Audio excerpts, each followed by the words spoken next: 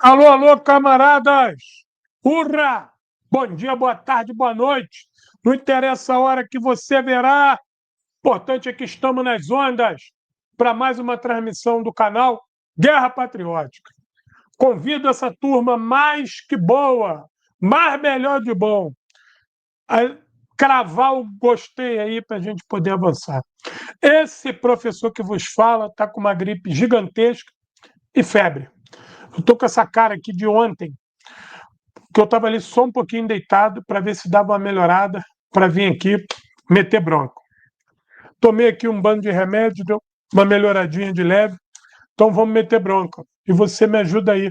Dispara o dedo no gostei. Não esquece que para ajudar o canal, o Pix está aí. Qualquer coisinha ajuda, onde pinga não seca. Libera aí para a gente poder avançar. É? Crava no gostei, ajuda a divulgar o canal. Se puder dar uma força com Pix aí, não deixa de ver os materiais, daqui a pouco eu vou fazer propaganda do livro. Preciso muito, muito, muito que essa turma boa que está chegando aí ao pé do canhão me ajude com esses Instagrams aqui, por favor, me ajuda aí mais que muito, né? Me ajuda aí mais que muito com os Instagrams. Essa câmera está muito lá para cima. Instagram, @Guerra Patriótica, @Paiol Literário 1 e @Geoestratégia Estudos. Me ajuda aí, por favor, para a gente poder avançar. Vamos avançar aí. Vai cravando o dedo no gostei aí para a gente poder andar rápido, andar em direção à vitória. Temos que chegar aos 50 mil. É parada duríssima. Mas vamos embora, é possível, é possível. Me ajuda aí para a gente poder avançar. Certo? Não deixa de me ajudar, não. Vamos embora. Vai chegando e vai disparando o dedo no gostei aí, que eu estou firme aqui. Apesar da febre, da gripe. Não sei se é gripe ou resfriado, né? É uma confusão do cacete, mas me ajuda aí. Espera que eu estou esperando a ligação aqui de uma pessoa muito bacana, que eu tenho certeza que vocês gostam muito, e ele deve estar vindo aqui em casa. Se ele estiver vindo mesmo, eu vou botar ele aqui na transmissão para vocês verem ele. Deixa eu ver se ele está vindo mesmo. Ainda não ligou, mas ele deve estar vindo. Ele participa da transmissão com a gente aqui um pouquinho. Certo? Então, bora. Vamos disparando o dedo no gostei, que a gente vai contar hoje a história da Internacional Fascista. O que é Internacional Fascista? Após a Segunda Guerra Mundial, esse nome foi dado à reabilitação dos fascistas na Europa. E como é que eles foram usados para alavancar a Guerra Fria, para alavancar o anticomunismo que alimentaria a Guerra Fria. Esses estudos eles ficaram assim muito restritos à União Soviética, ao leste europeu, né? Nos países socialistas eles estudaram profundamente esse fenômeno e denunciavam, né? Mas o bloqueio midiático não permitia que isso chegasse aqui. Hoje já é difícil com internet, com Telegram. Imagina na década de 40, 50 e 60. Era quase impossível. Né? Isso aparecia uma hora aqui, outra acolá. Nos Estados Unidos até apareceu relativamente bem, porque muitos jornalistas se revoltaram contra isso, estudaram isso, e alguns caçadores de nazistas famosos também se pronunciaram à proteção que os Estados Unidos estava dando a esses nazistas e fascistas. Mas aqui no Brasil nós ficamos muito capenga disso, material não veio, né? Porque quem estudava isso? Foi os soviéticos, né? Poloneses, tchecos, quem sofreu ali na mão dessa gentalha. E um idioma muito afastado do nosso, o trânsito disso não ajudava. Além do anticomunismo da ditadura brasileira, que permitia que isso chegasse. E hoje, né, por mais que tenha material disso, qual é a editora no Brasil que está afim? Só a editora aqui, só a editora Guerra Patriótica para fazer isso. A gente precisaria de muito investimento para fazer tradução e pagar direitos autorais. Infelizmente, essa operação ainda não está no meu escopo. Quem sabe, quando a gente chegar lá a 100 mil no YouTube e começar a pingar uma graninha, que aí dá para a gente piscar os faróis de alegria e quem sabe a gente mete uma bronca dessa. Olha, a turma que vai chegando aí vai disparando o dedo no gostei, já vai me ajudando aqui no Instagram. Então, essa internacional fascista era chamada assim, jocosamente, pelos países socialistas, essa operação de salvar, né, os fascistas pós-guerra. Da mesma maneira que a família imperial japonesa, o Hirohito, e seus colaboradores mais próximos foram salvos pelos Estados Unidos ao fim do conflito. Por mais atrocidades que o Japão tenha feito com a anuência do seu imperador, tudo isso foi perdoado pelos Estados Unidos, contanto que virasse a página e que agora o inimigo era a União Soviética. E vamos avançar. Aqui, no Brasil, nós sofremos esse efeito. Nós tivemos duas figuras aqui no Brasil que participaram ativamente do golpe de 64, de toda a agitação contra Vargas e Jango e participaram do processo de tortura da Operação Condor. Um é Vernon Walter e o outro é Dan Mitrione. Essas figuras trabalharam com o Brasil na Itália. Foram homens de ligação do Exército Brasileiro com o Exército Americano na Itália. E essas figuras, né, o Vernon Walter tinha status de diplomata, e o Dan Mitrione um agente da CIA, primeiro da OSS, depois da CIA.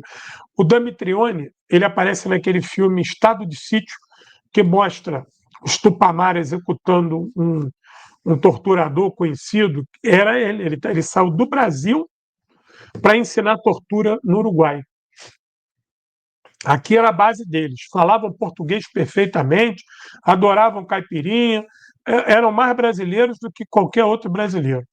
Viviam aqui e conspirando. E eram pessoas de ligação com os militares brasileiros. Todos os dois homens do governo americano e trabalharam com os fascistas italianos. Então, até nós, né, quando o Dutra alinha o Brasil na doutrina Truman, é nesse sentido. E o Truman é o cara que vai dar todas as ordens executivas para a Operação Paperclip, né, que é aquela operação que os Estados Unidos fez, que pegou mais de 1.500 cientistas nazistas e levou eles para os Estados Unidos com as suas famílias, botando eles para trabalhar, limpando as suas imagens e transformando eles em celebridade. Você tocar uma buzina dessa. E isso estava dentro dessa operação maior, que era de pegar toda a expertise, todo o conhecimento dos fascistas, porque dizia o Dulles, Foster Dulles, o que ele dizia? Diplomata estadunidense.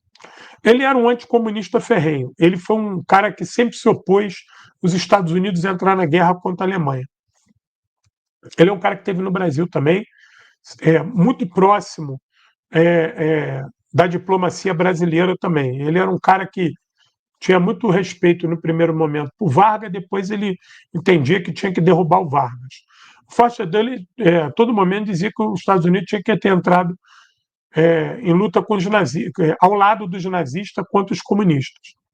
E o Dulles, ele era parceiro de Churchill quando houve a invasão imperialista à União Soviética durante a Guerra Civil Soviética. Mais de 14 países entraram contra a União Soviética, e o Winston Churchill ele vai proferir aquela frase: vamos estrangular o bebê bolchevique enquanto ele está no berço. Essa frase é do Winston Churchill, muito famosa, né? Não está na moda, mas é muito famosa. E o Dulles ele repetia isso nos Estados Unidos.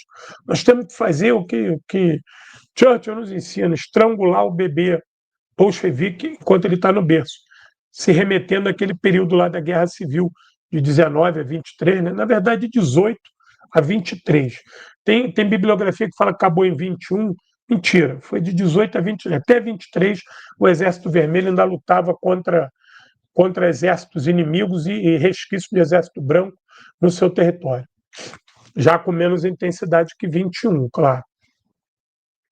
Então, veja, deixa eu ver se o nosso convidado já está aqui. Não, ainda não.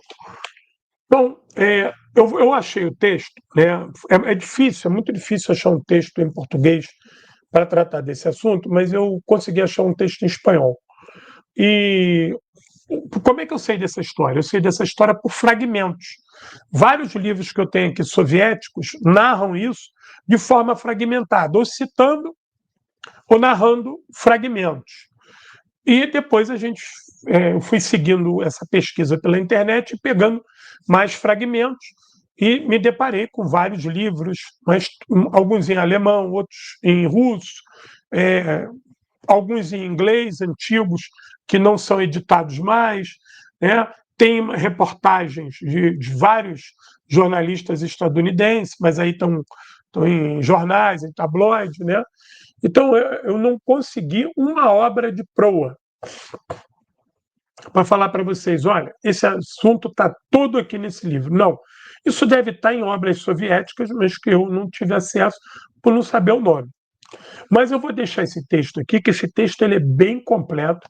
Ele é uma das coisas mais completas que eu vi dessa história. Eu conheço essa história há 30 anos e volta e meia tinha vontade de mexer nisso. Essa nossa transmissão aqui, eu remeto à transmissão que eu fiz, a Operação Sunrise, né?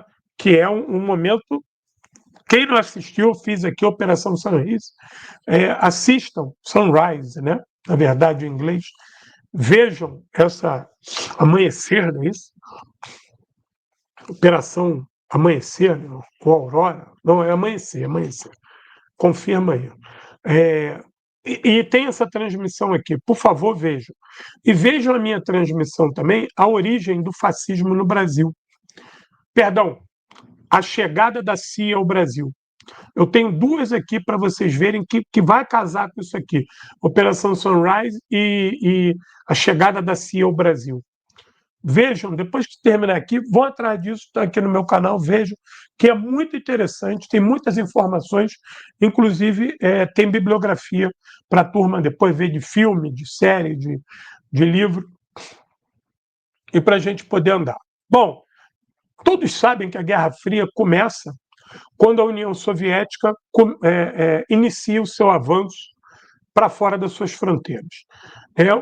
Os Estados Unidos e a Inglaterra queriam que a União Soviética expulsasse os nazistas do seu país e parasse ali. A União Soviética disse que não, que ela ia até Berlim e acabar com a ameaça como um todo.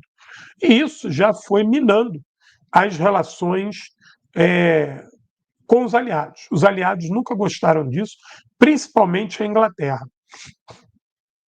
Esse é um dos motivos, né, que o desembarque da Normandia é um desembarque que ele é muito mais o reencontro dos aliados ao velho continente do que realmente uma operação para destruir o exército alemão. Por quê? A operação de desembarque na Sicília ela vai lutar contra soldados de quinta categoria. E o desembarque na Normandia foi lutar contra soldados nazistas de segunda categoria. O que o bicho estava pegando mesmo era na frente leste. E se eles quisessem ajudar realmente os soviéticos, e aí fica claro que não, eles queriam que os soviéticos vencessem, mas que isso fosse demorado, para dar tempo deles restituírem uma política de segurança no continente europeu, principalmente na Europa Ocidental, e impedindo que a União Soviética alterasse a política pré-guerra, ou seja, que não capitalizasse na luta a ascensão dos movimentos comunistas, que eram frenéticos, tanto na França e na Itália. Só você vê que esses partidos eles foram sabotados pelos aliados. Eles foram desarmados e impedidos de tomar o poder. Os Estados Unidos, a Inglaterra, o Canadá, soldados poloneses recrutados. Essa turma que impede os comunistas italianos e franceses de tomar o poder. Inclusive, sobre a França, quando a França se rende para a Alemanha nazista lá em 1940, é bom que fique registrado um detalhe. A França se rende para a Alemanha e não manda o grosso de suas tropas para lutar contra as forças nazistas que estavam vindo do leste. Por quê? Porque o governo de Vichy tinha medo de tirar as tropas francesas da capital e os comunistas tomarem Paris, porque era isso que ia acontecer.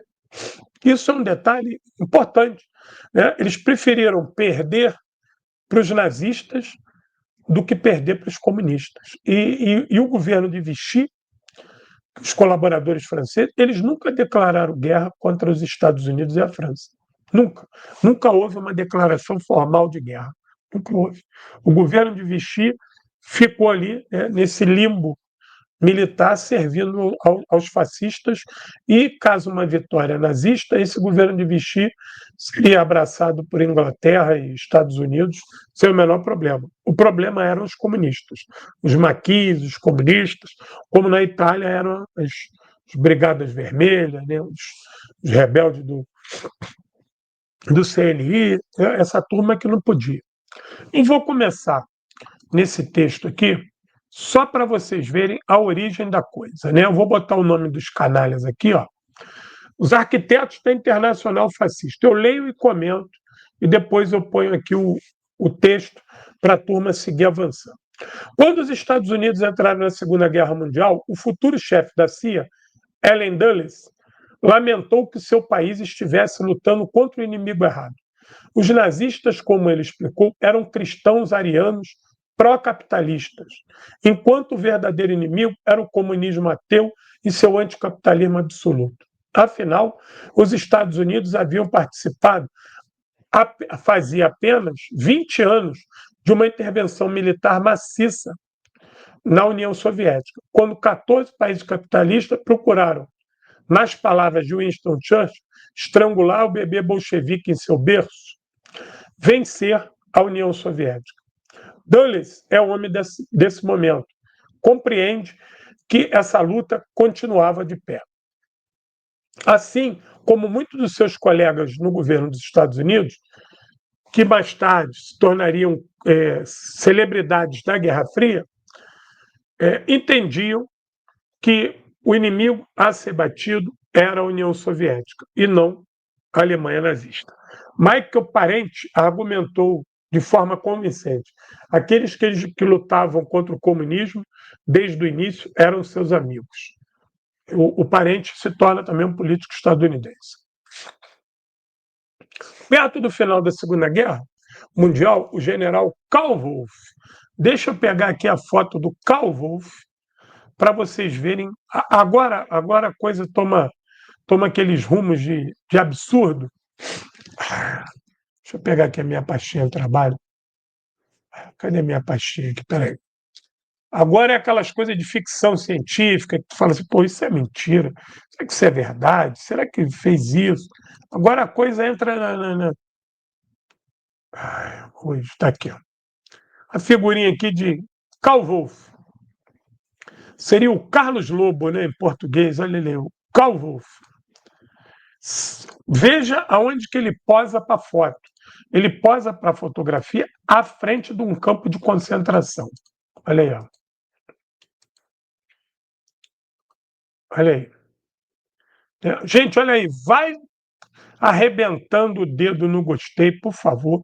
Quem puder dar uma força de superchat, sticker, vai arrebentando aí. Ajuda esse canal a avançar, por favor. Vamos lá. Perto do final da Segunda Guerra Mundial, o general Karl Wolff, ex-braço direito de Himmler, olha quem ele era, foi ver Allen Dulles em Zurique. Depois vocês vejam a Operação Sunrise aqui, a minha transmissão, onde trabalhava para o Escritório de Serviço Estratégico, a antiga OSS, que vai dar origem à CIA. Wolff sabia que a guerra estava perdida e queria evitar ser levado à justiça. Dulles, por sua vez, queria que os nazistas na Itália, sob o comando de Wolff, depusessem as armas contra os aliados e ajudassem os americanos em sua luta contra o comunismo. Wolff, que foi oficial da SS de mais alto escalão a sobreviver à guerra, ofereceu a Dulles a promessa de desenvolver com a sua equipe nazista uma rede de inteligência contra Stalin. Foi acordado que o general, que desempenhou um papel central na supervisão da máquina genocida nazista e que expressou sua alegria especial quando conseguiu trens de carga para enviar 5.000 judeus por dia para Treblinka, seria protegido pelo futuro diretor da CIA, que o ajudou a evitar os julgamentos de Nuremberg.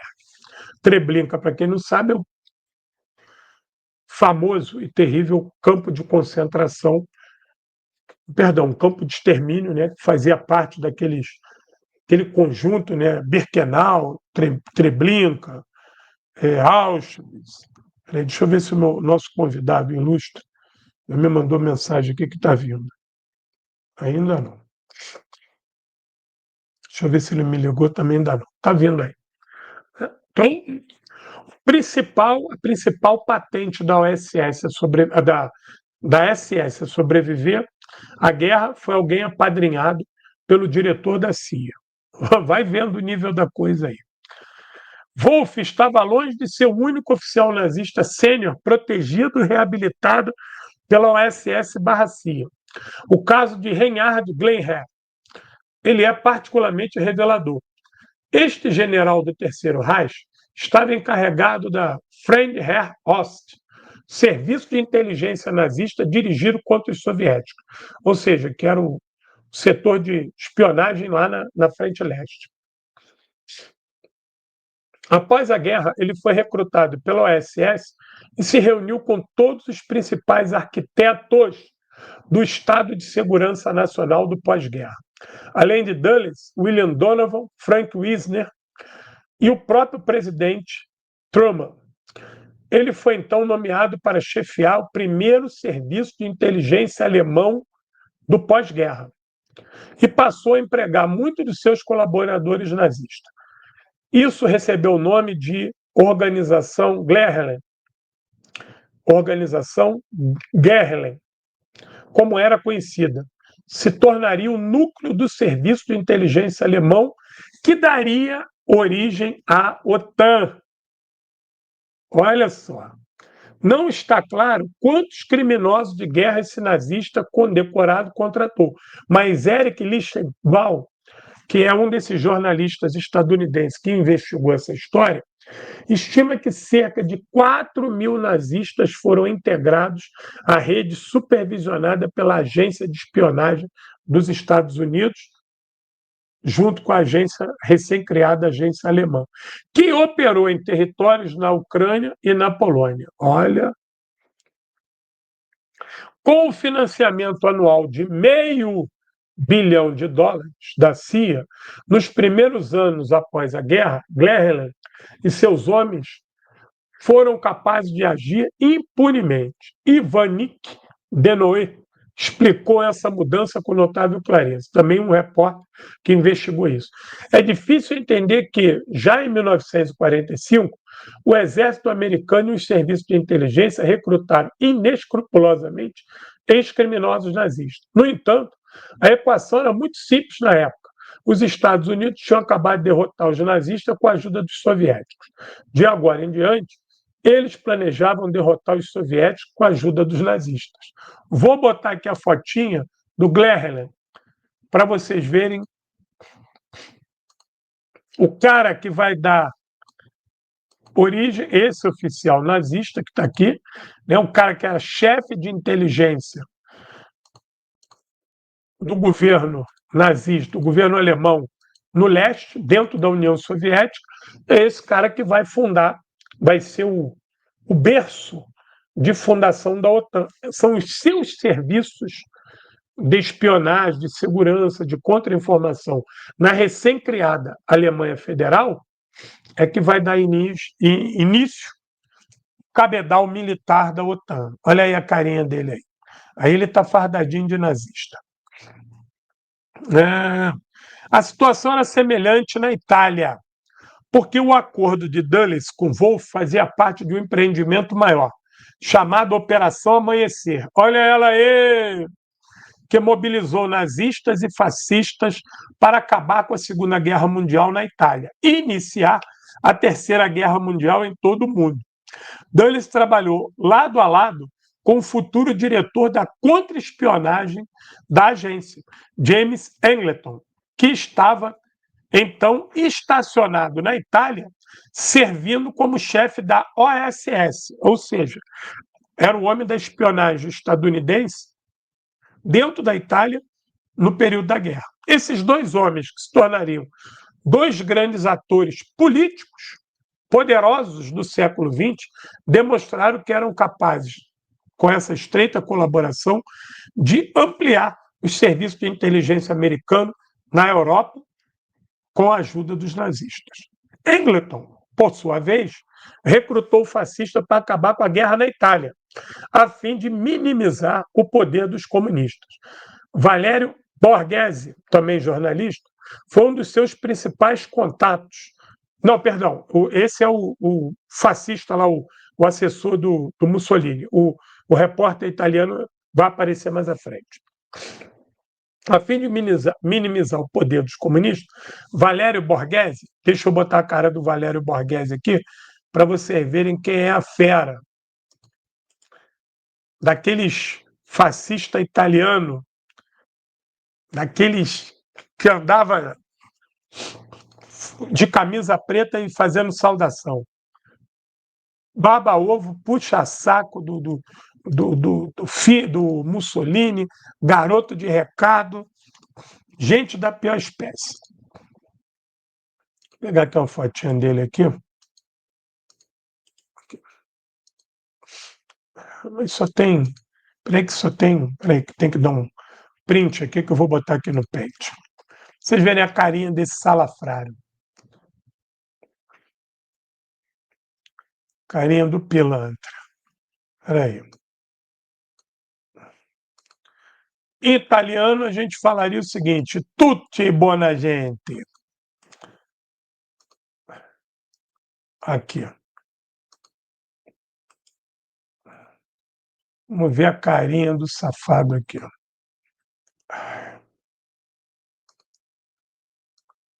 Pronto. Deixa eu botar ele aqui para vocês olharem a fera.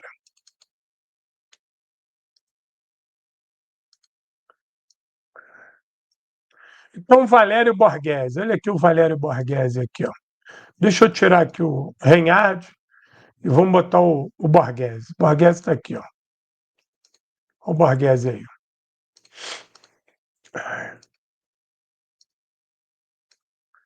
Esse vai passar, esse fanático fascista. Gente, dispara o dedo no gostei, por favor, para comprar livre placa, está aí no contato na tela, hein? Veja, um dos principais homens do fascismo, da repressão fascista, inclusive, vai ser recrutado pela CIA. E é ele que vai ficar encarregado de montar um esquema onde a Itália sai da guerra, passa para o lado estadunidense, se rifa Mussolini e toda a sua camarilha em troca de anistia para esse escalão militar, que tinha interesse de combater os comunistas italianos, que perigavam tomar o poder. Havia um temor de que esse vácuo de poder na Itália fizesse os comunistas tomar o poder. O Partido Comunista Italiano era muito forte, grande representação popular, lutou ativamente contra o fascismo e tinha um respeito muito grande da população. Quem quiser saber mais sobre o movimento comunista italiano na guerra e logo no pós-guerra, assistam o filme 1900 de Bertolucci. 1900 de Bertolucci. Tem outro detalhe sobre a Itália. Quando os Estados Unidos decidem para a Itália, né, que vai desembarcar na Sicília e de lá vai escalar, os Estados Unidos fazem uma negociação fantástica. Né? Os Estados Unidos vai negociar com a máfia. Né? A máfia, que tinha sido perseguida e posta em escanteio por Mussolini, tinha interesse em voltar para os seus territórios. e a máfia era inimiga do Partido Comunista, e muitas dessas áreas onde os comunistas estavam botando os fascistas para correr, eram os comunistas que estavam administrando. Né? Então, os Estados Unidos vai falar com o Lúcio Luciano. Ele estava preso e o governo americano oferece uma anistia para Lúcio Luciano, para ele voltar para a Itália, e a partir de então ele vai ser um homem que vai unir toda a máfia italiana, e a máfia italiana vai estar ao lado do exército americano. Conforme o exército americano chega na cidade, expulsa os fascistas, a máfia toma conta, não deixa os comunistas tomarem o poder. Esse é o acordo.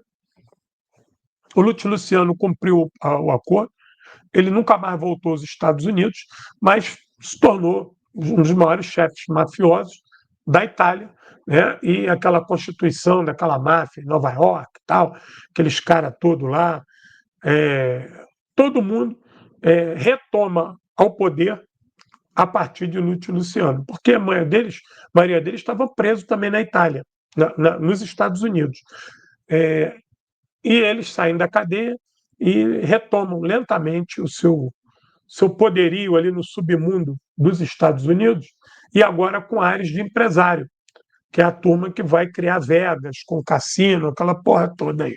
Então, o acordo estadunidense com os fascistas, pelo menos com o segundo escalão fascista na Itália, colocava a máfia na jogada. E isso, no pós-guerra, máfia e fascistas é o caldo perfeito para combater os comunistas na Itália. Então, se você quiser entender isso melhor, veja o filme do Bertolucci, 1900. Você vai entender como é que é essa sacanagem, como é que foi essa promiscuidade na Itália. Vamos voltar aqui ao Valério Borghese.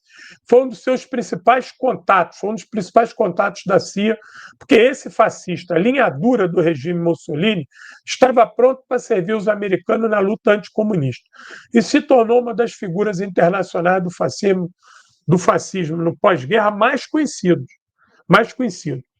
A sua relação com Engleton, o chefe da CIA na Itália, o tirou das mãos dos comunistas. O homem conhecido como Príncipe Negro teve a oportunidade de continuar a guerra contra a esquerda radical sob o novo chefe, não mais Mussolini, agora a CIA.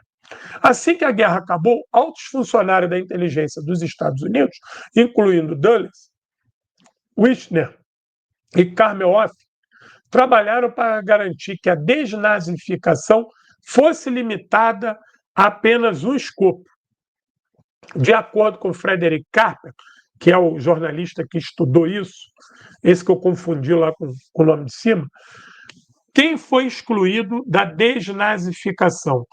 Todos aqueles que seriam encarregados de construir o novo Estado italiano, da mesma fórmula que foi colocado na Alemanha Federal. Generais, altos funcionários, policiais, industriais, advogados, economistas, diplomatas, acadêmicos não poderiam ser perseguidos.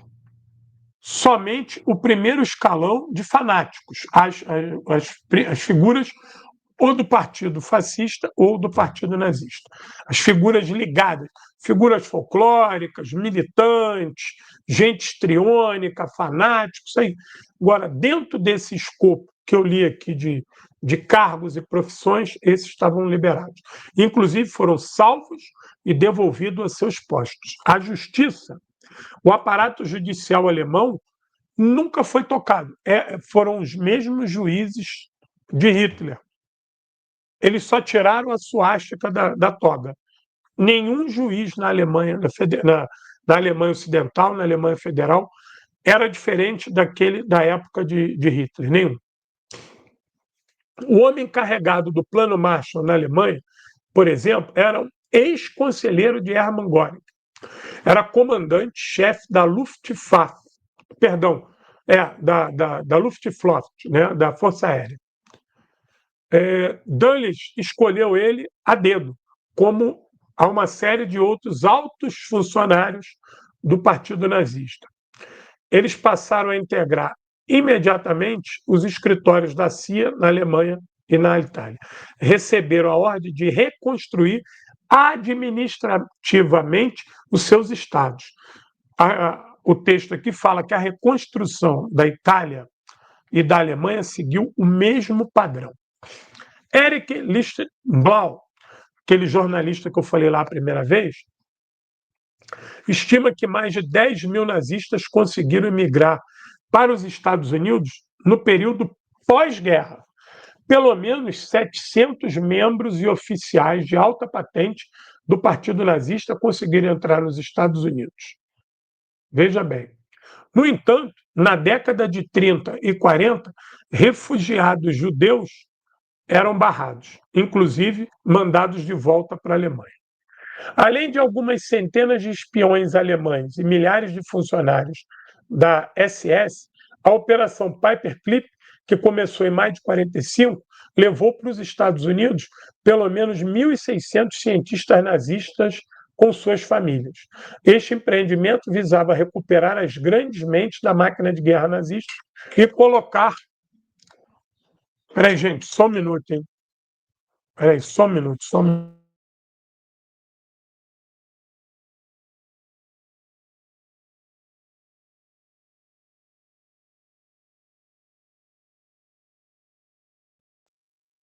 Gente, desculpa, não é meu convidado, não. Essas porra que fica vendendo tralha aí, que eu não tenho dinheiro para comprar e nem quero.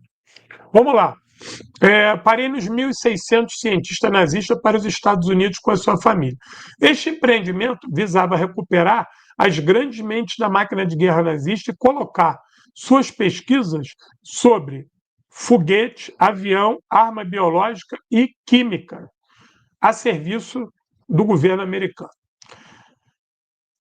Existia um departamento do governo americano que chamava-se Joint Intelligence Targeting Agency, que foi criada especificamente para recrutar nazistas em toda a Europa e encontrar, a partir do contato com eles, pesquisas avançadas que tinham sido realizadas ou iniciadas na Alemanha nazista.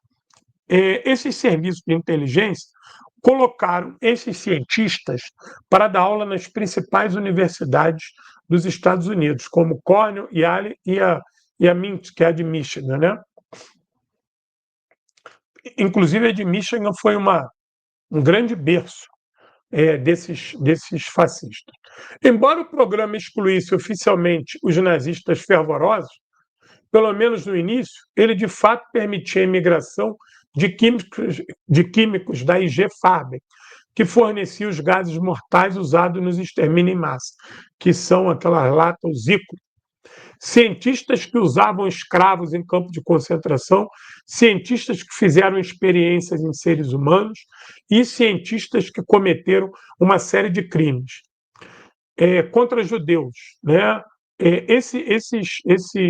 Esses cientistas se orgulhavam de terem baseado suas pesquisas contra judeus, comunistas, homossexuais e prisioneiros soviéticos de guerra. Esses cientistas foram descritos por um funcionário do Departamento de Estado estadunidense que se opôs à Operação Paperclip como anjos da morte de Hitler. Foram recebidos de braços abertos na terra do mundo livre. Eles receberam acomodações confortáveis, laboratórios de primeira ponta e a promessa de cidadania se o trabalho deles desse frutos. Todos receberam cidadania estadunidense ao final. Eles continuaram a realizar pesquisas que foram usadas na fabricação de mísseis balísticos, bombas de fragmentação e o famoso gás sarin, inclusive na constituição daquela bomba que provoca, né, que lança peste bubônica, que foi testada, inclusive, em soldados estadunidenses negros. Assim, também colaborou com a MI6 para estabelecer exércitos anticomunistas secretos em todos os países da Europa Ocidental e Oriental, inclusive com operações de sabotagem na retaguarda do Exército Vermelho.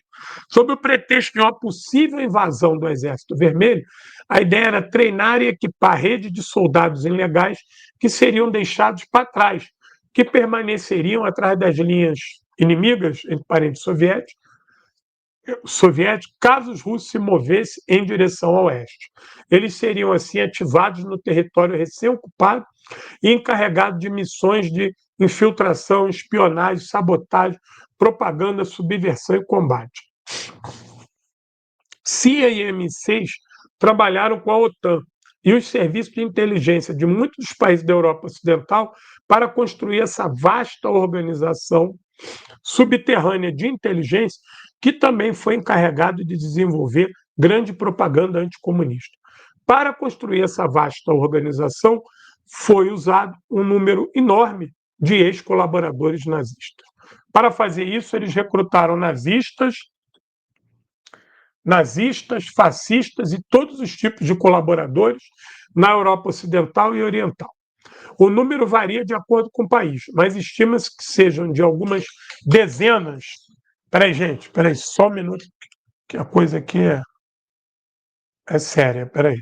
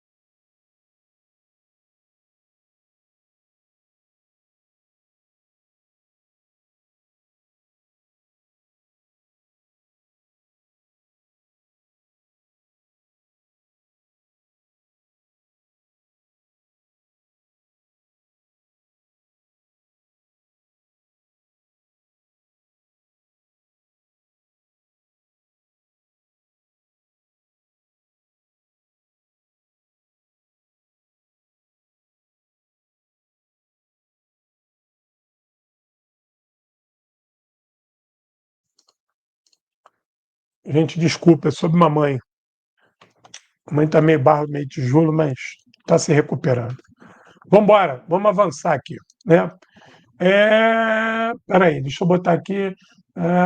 Eu parei as duas agências trabalharam com a OTAN, né? Para fazer isso, recrutaram nazistas, fascistas, colaboradores e outros membros anticomunistas e vários elementos da extrema-direita. O número varia de acordo com o país, mas estima-se que sejam algumas dezenas e várias centenas, ou mesmo alguns milhares por país. De acordo com o relatório do programa de televisão Return aux Sources, haviam 50 unidades de redes em espera só na Noruega, 150 na Alemanha e mais de 600 na Itália e 3.000 na França. Vejam o tamanho do recrutamento feito com esses elementos fascistas, e isso explica como é que o anticomunismo se espalhou, né, tão rapidamente na Europa no pós-Segunda Guerra Mundial.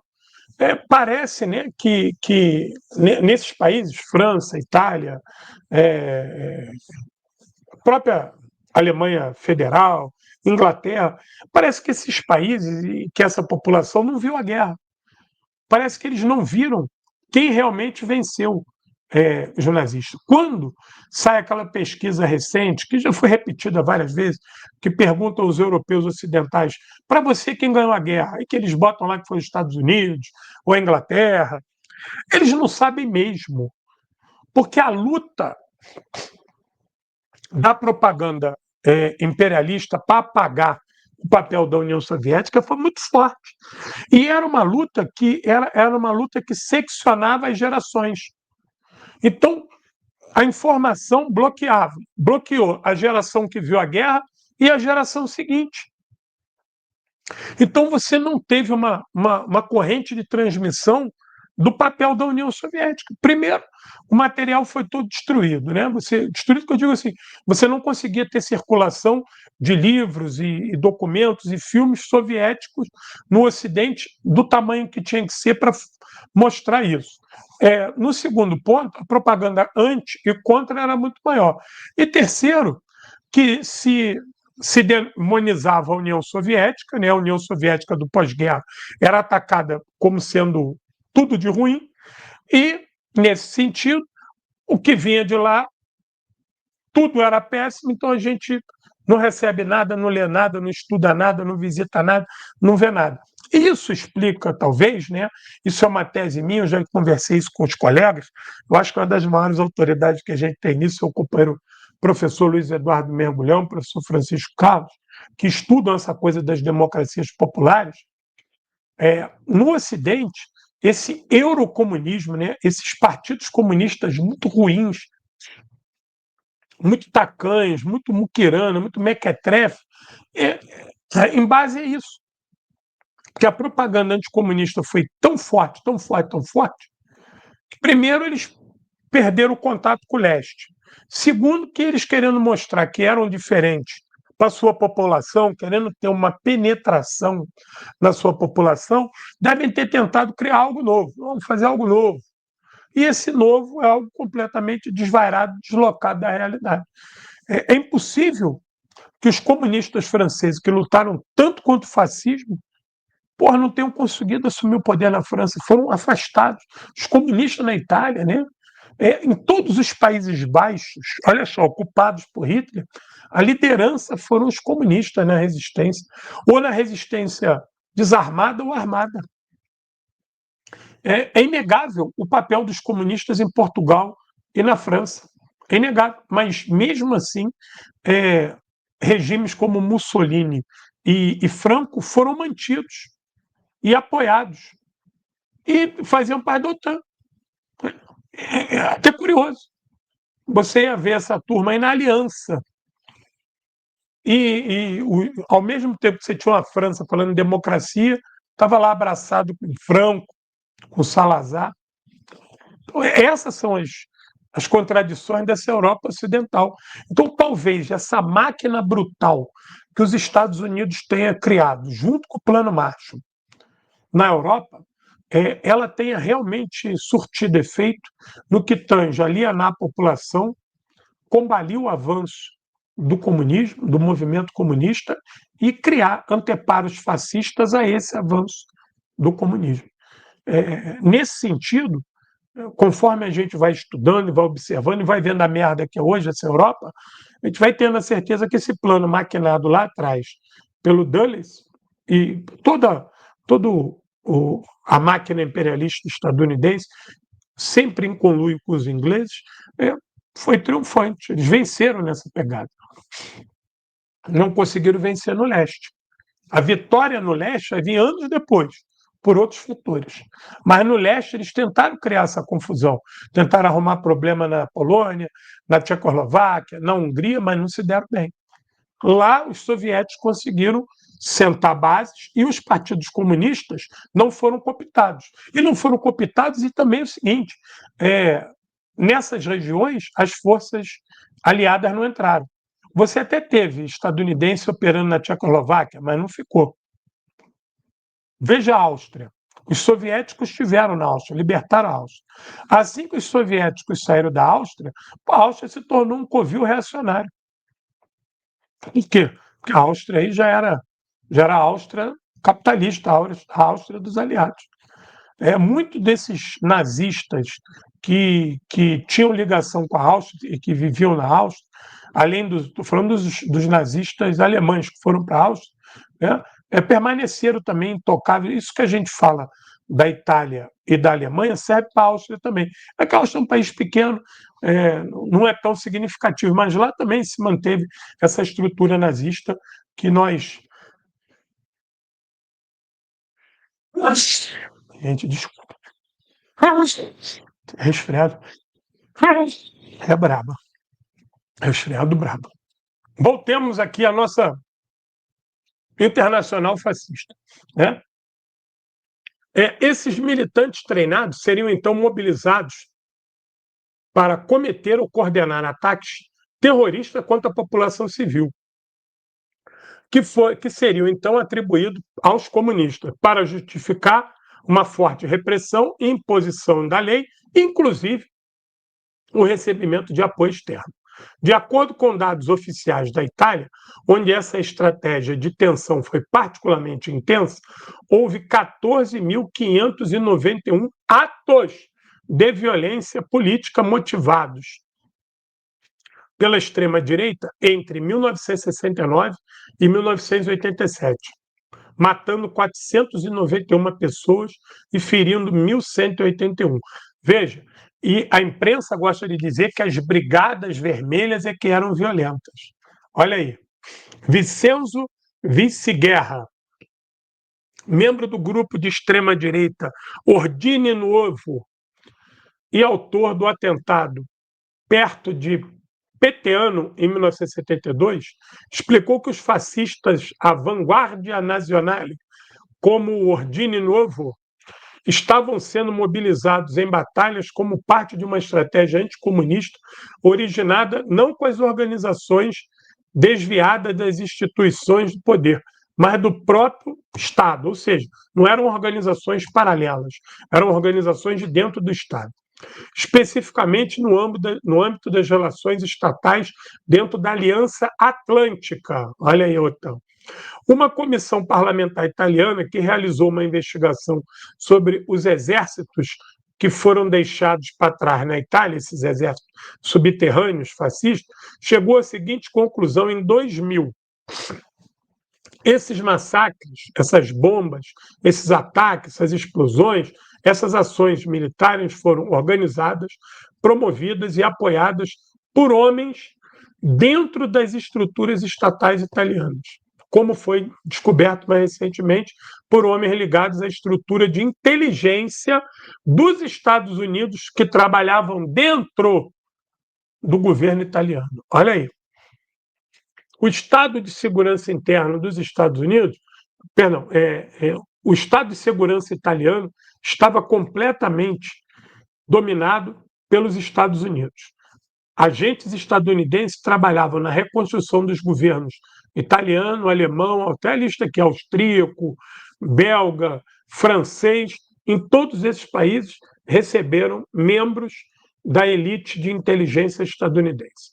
Eles também estavam envolvidos na supervisão das linhas de tráfico que financiavam os fascistas na Europa e permitiam que eles se reassentassem em lugares seguros ao redor do mundo.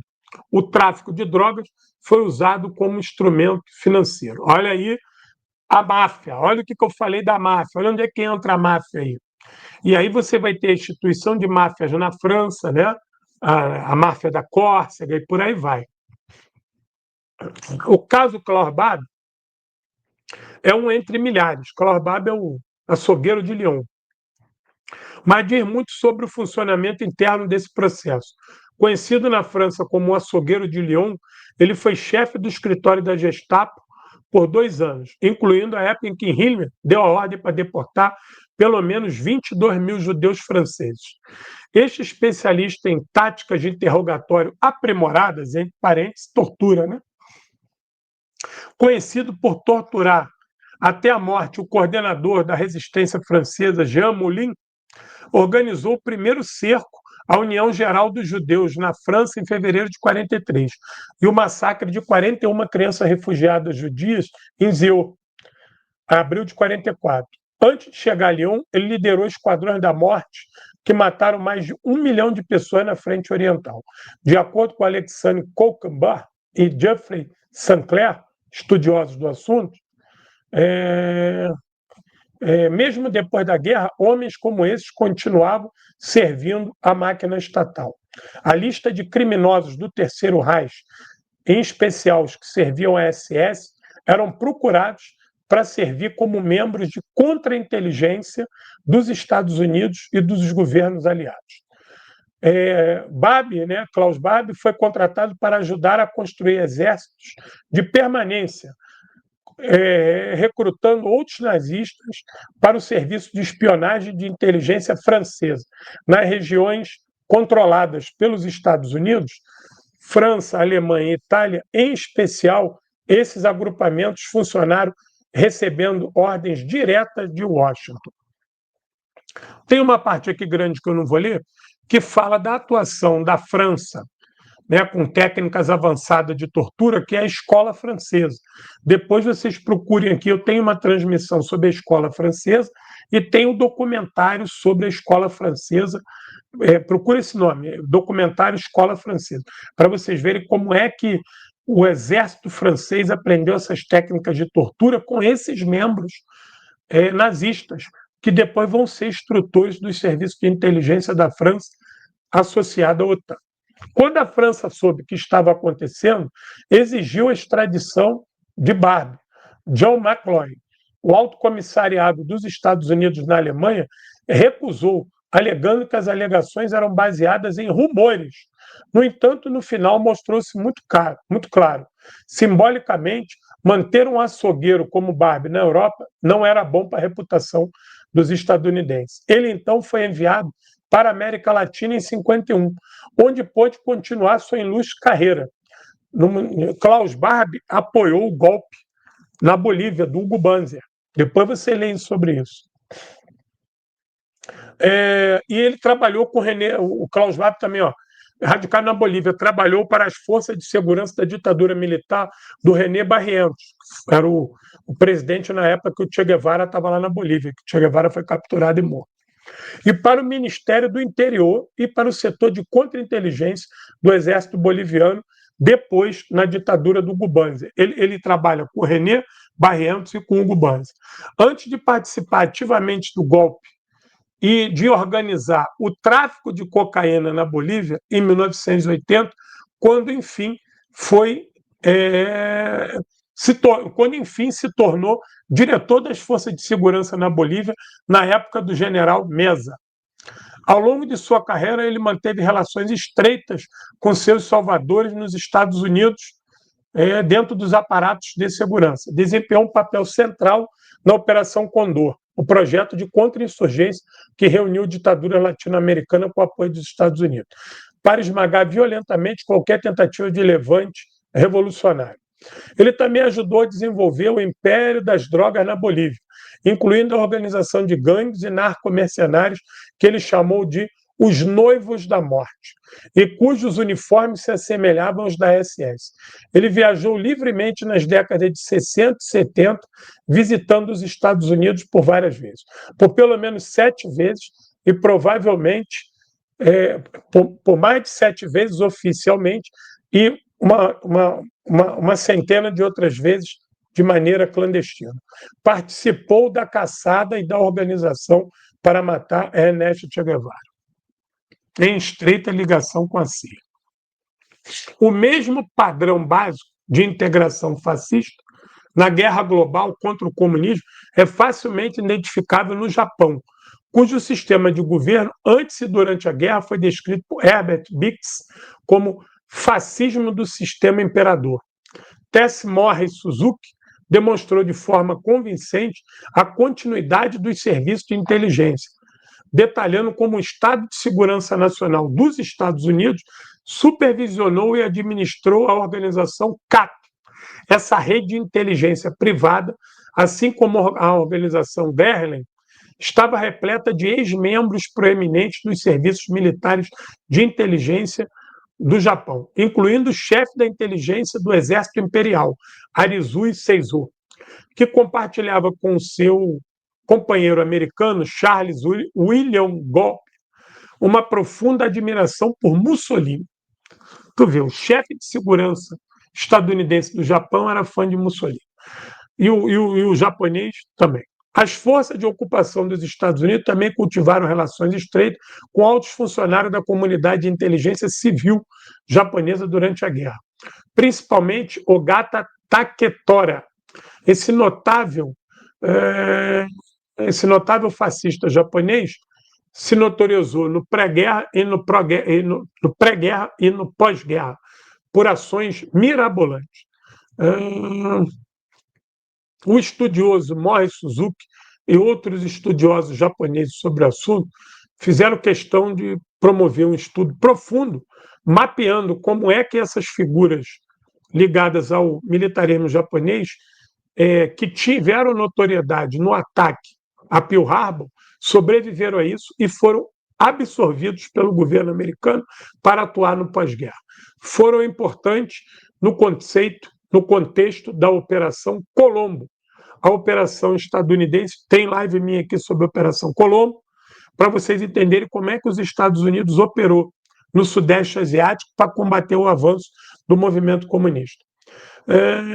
Mapear a história dos japoneses famosos que serviram na guerra no período pré e pós. Esse conceito também nos permite entender o que estava acontecendo na reconstrução do Japão. Eu estou dando alguns pulos aqui, que são coisas muito grandes e às vezes são assuntos colaterais. O governo japonês foi redirecionado a uma condição de anticomunista visceral. Tudo isso com o apoio dos Estados Unidos e com o suporte de Washington, não havendo nenhuma transformação no status quo do governo japonês, apenas um recuo no seu militarismo. Isso é verdade. O Japão, do pré-guerra e do pós-guerra, é o mesmo político. Ele só vai renunciar ao militarismo, aquilo que levava ele a sair das suas fronteiras. Mas eu mesmo, politicamente, mesmo falou, o Japão se negava, continuava obtuso contra a União Soviética, contra a China, contra a Coreia Popular, contra o Vietnã, contra o Camboja, contra o Laos.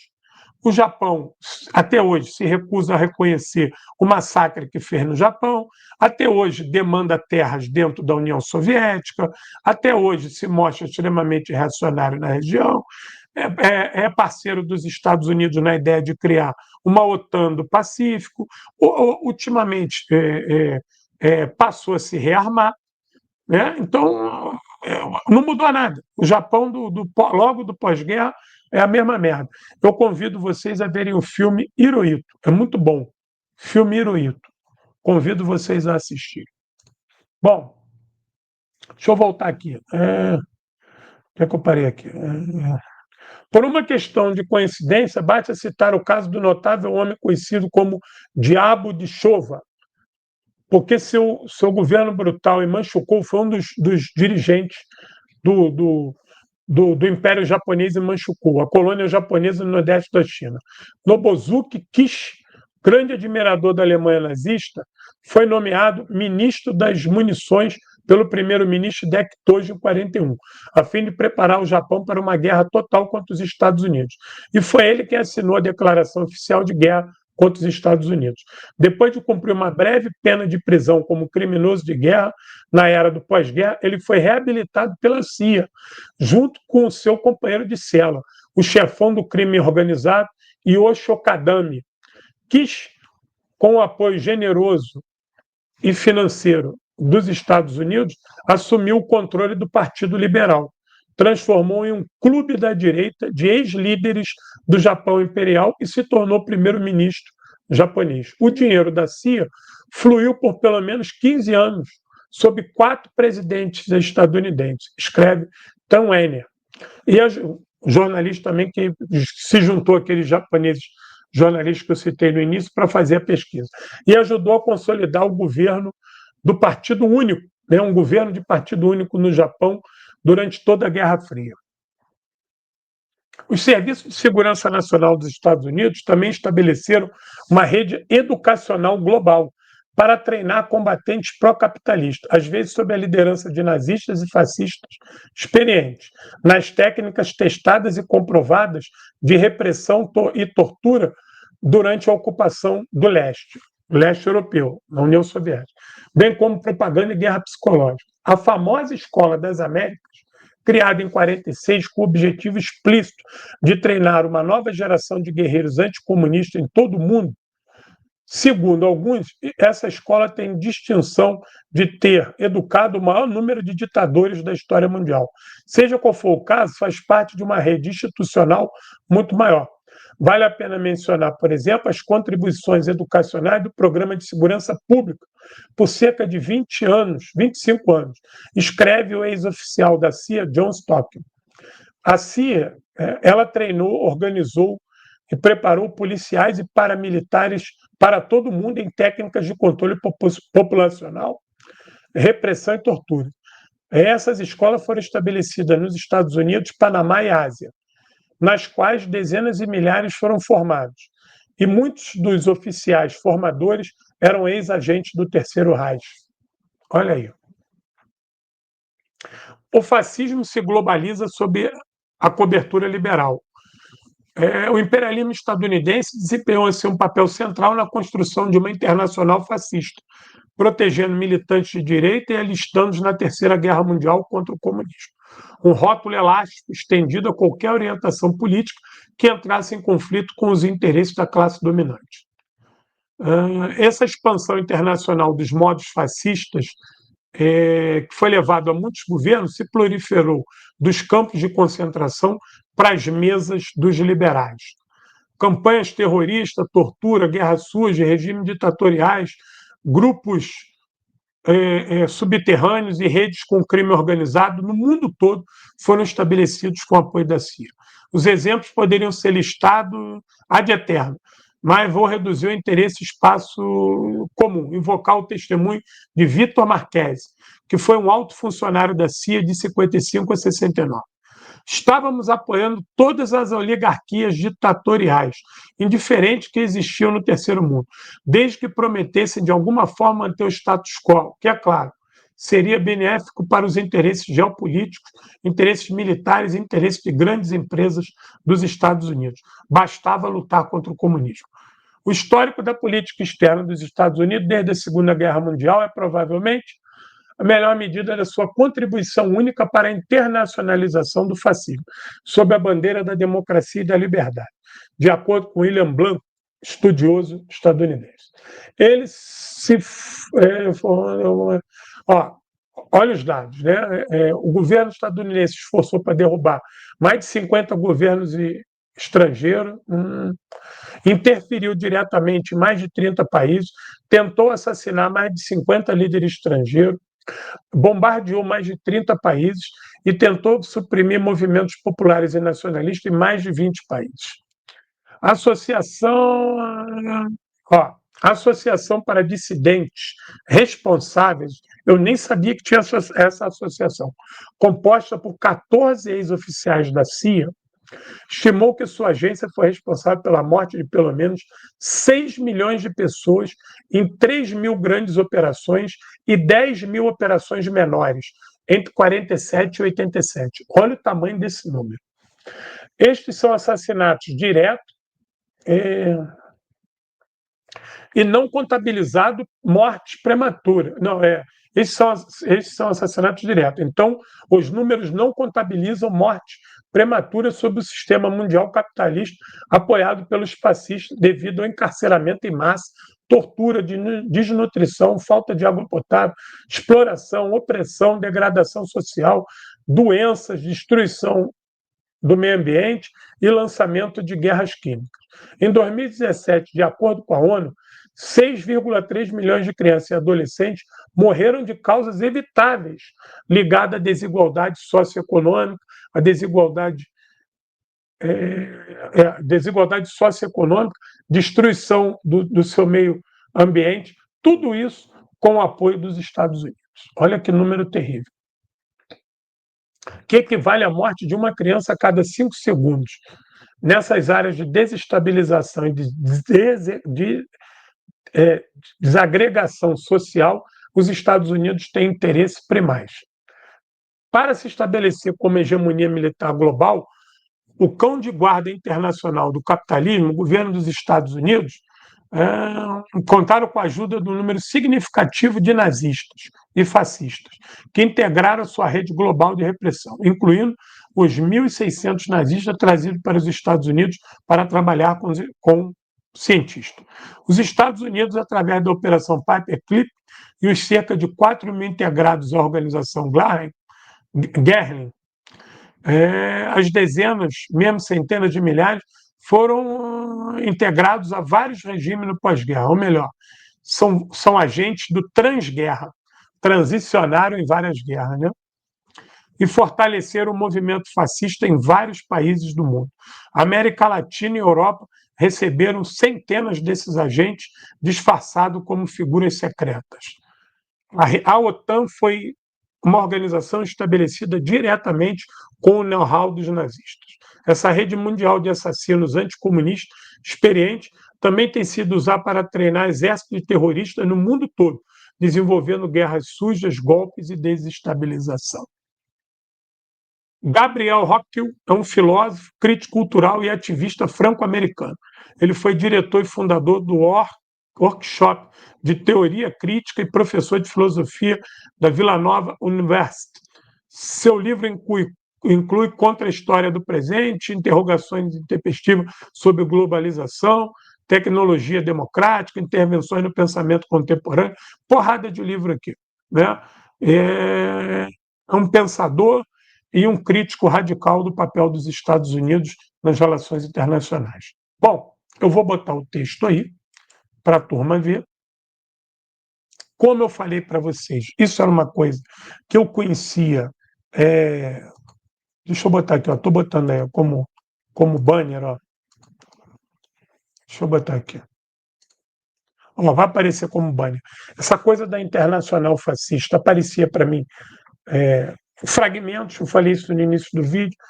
Muito já ouvia falar nisso, havia uma pesquisa sobre isso, mas eu nunca tinha encontrado um texto que sintetizasse isso e mostrasse número. Esse texto mostra para a gente, eu convido a turma a ler, está aqui, né? Como é que os Estados Unidos dinamizaram isso, e mais, eles conseguiram criar um fascismo que agora é liberal. Né? Porque o fascismo de outrora, ele discutia o papel dos Estados nacionais. Os Estados Unidos conseguiu transformar, criar um fascismo que, na verdade, é entreguista. É um fascismo que se subordina aos Estados Unidos, que está disposto a fazer tudo que os Estados Unidos faz e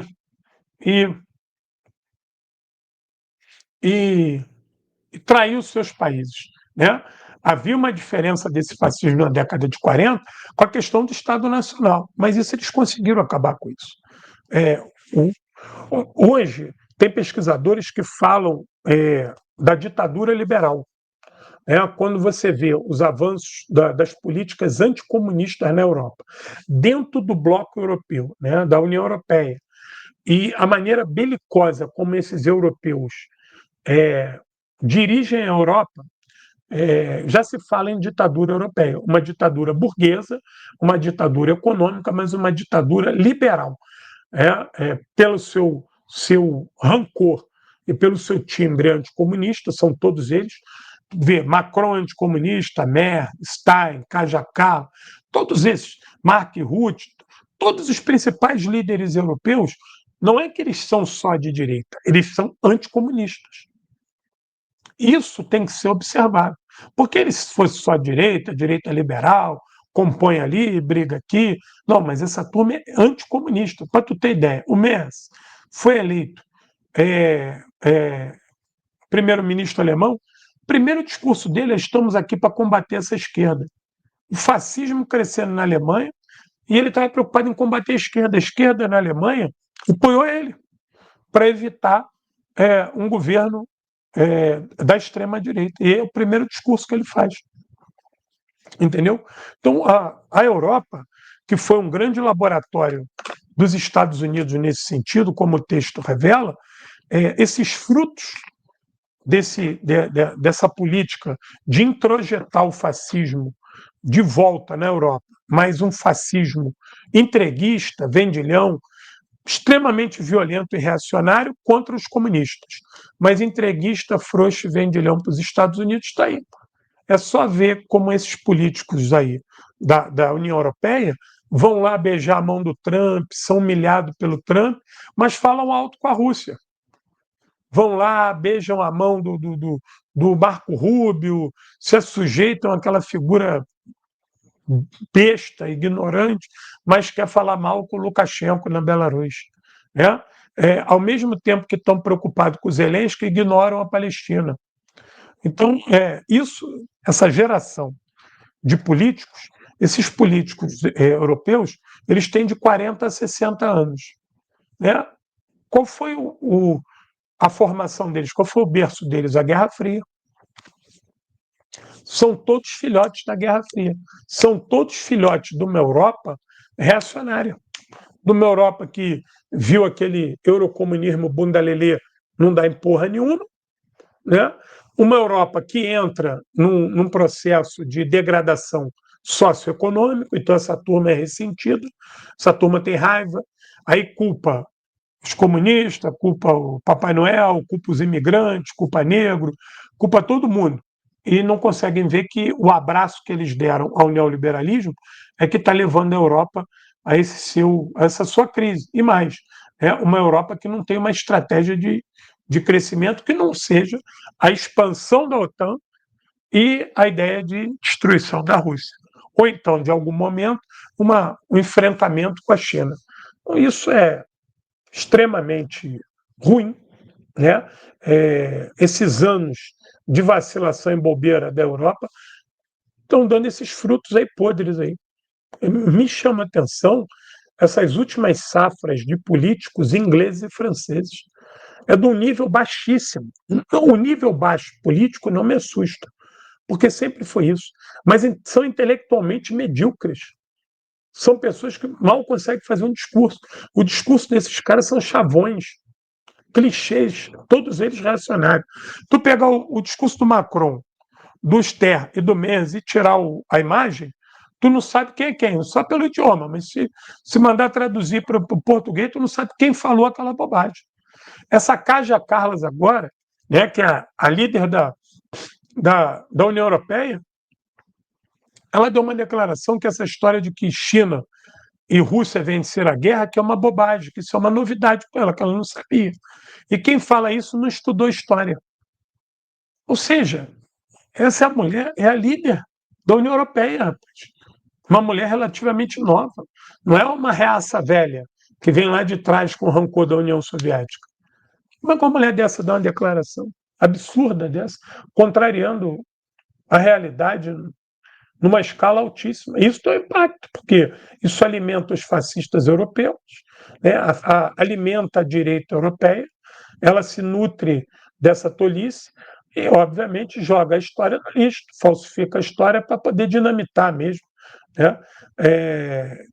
É uma situação muito difícil quando a gente analisa a decadência europeia, mas vejam, também é uma situação difícil para os Estados Unidos. Eu já falei isso aqui várias vezes.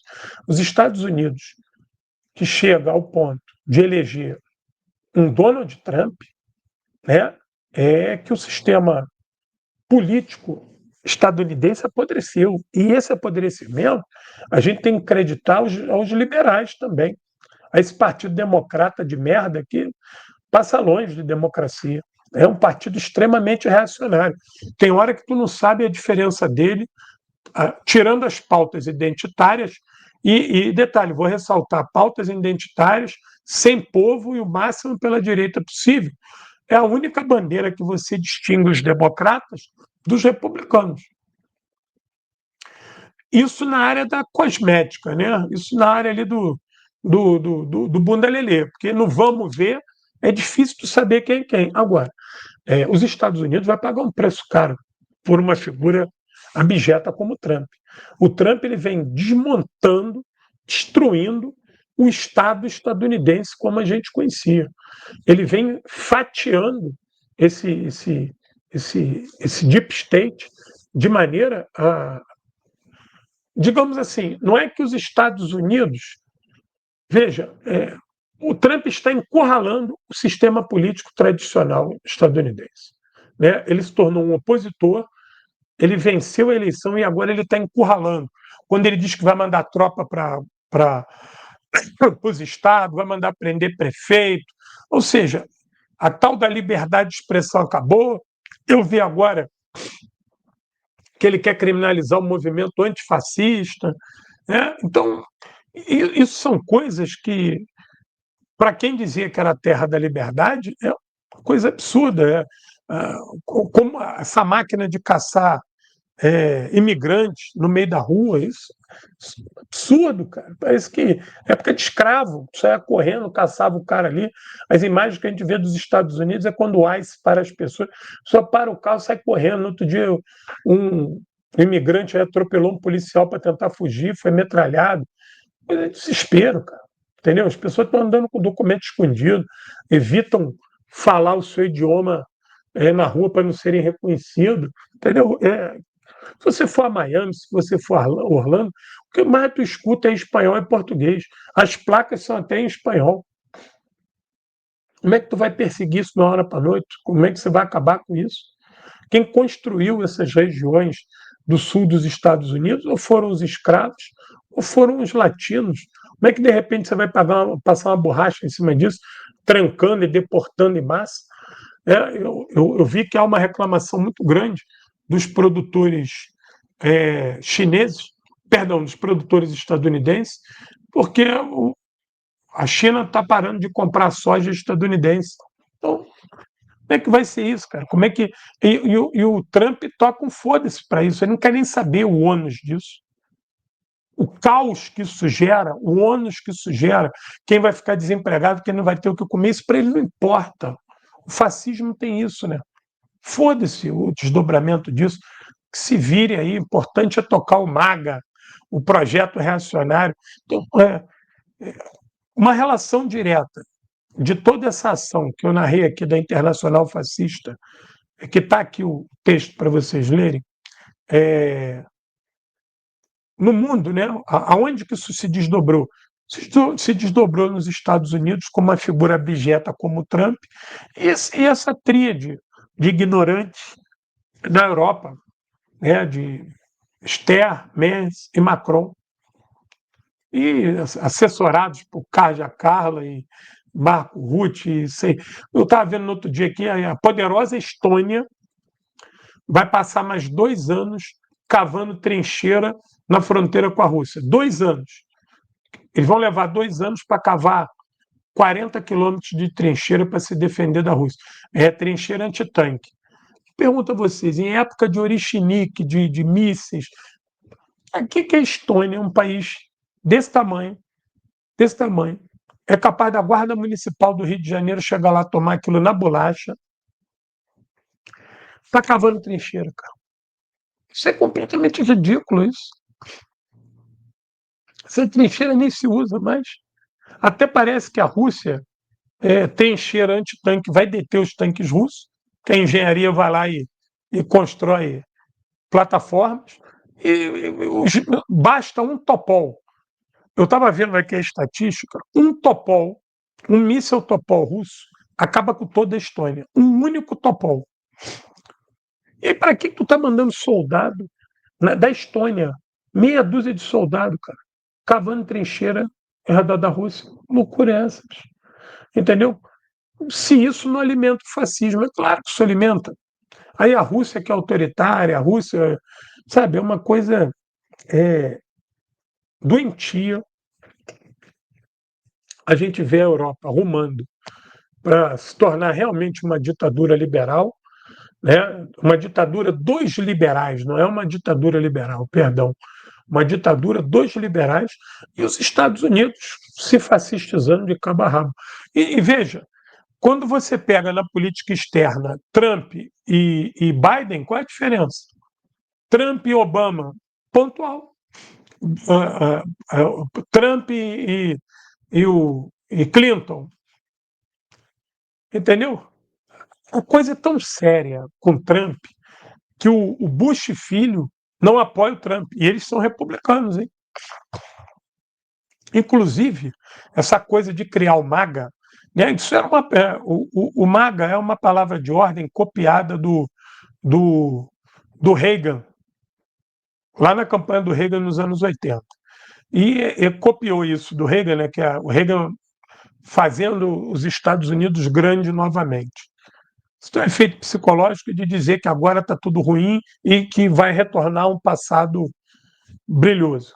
Que nunca existiu esse passado brilhoso, mas é no campo do imaginário. Com isso que você consegue voto.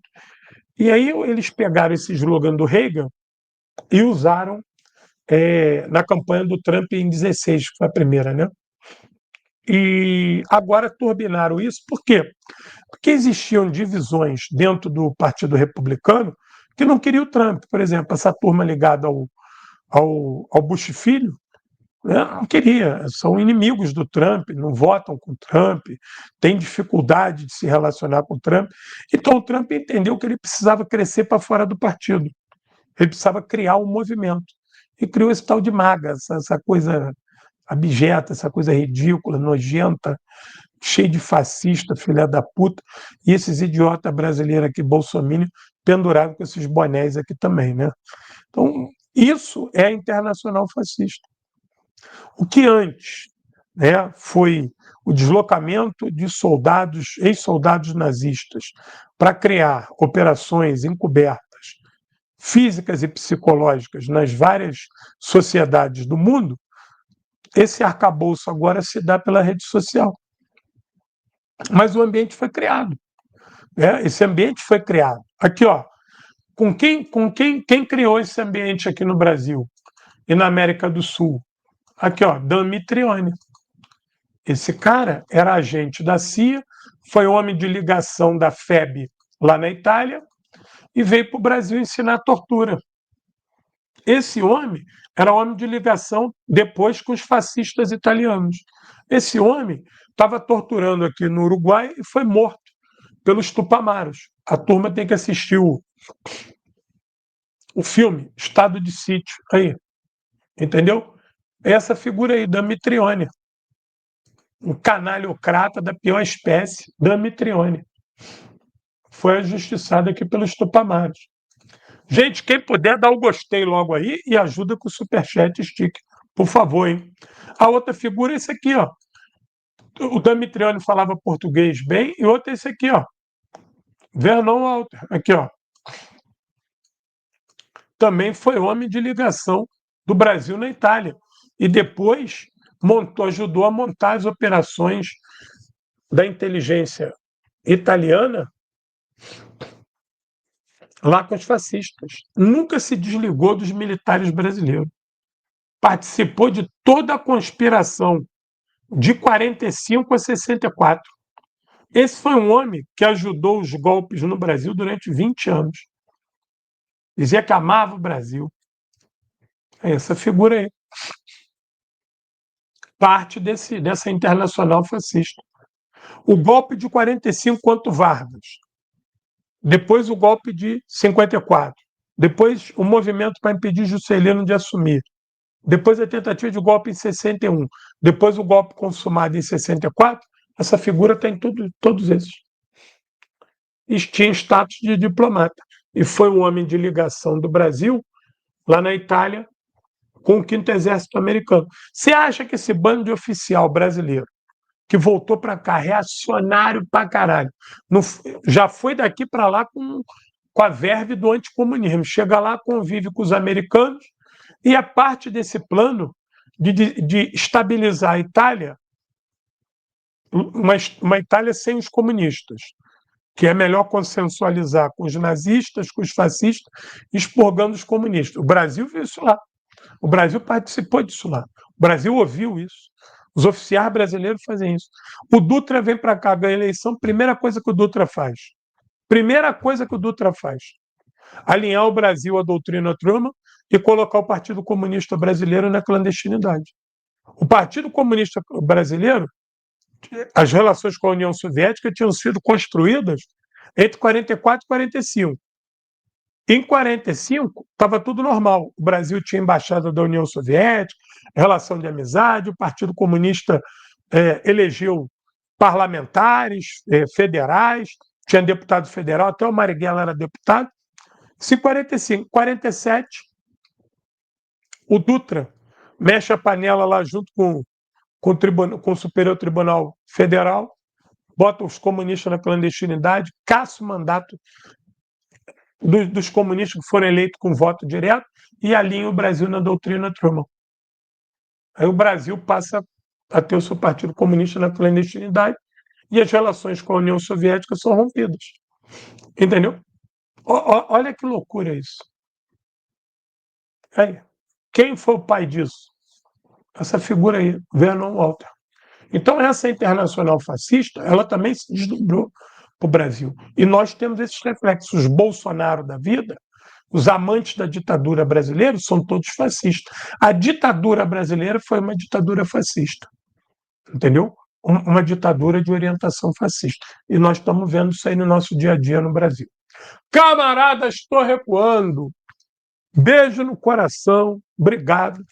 Vamos avançar. Dispara o dedo no gostei. Não deixa de me ajudar aí. E vamos embora. Beijo no coração. Urra!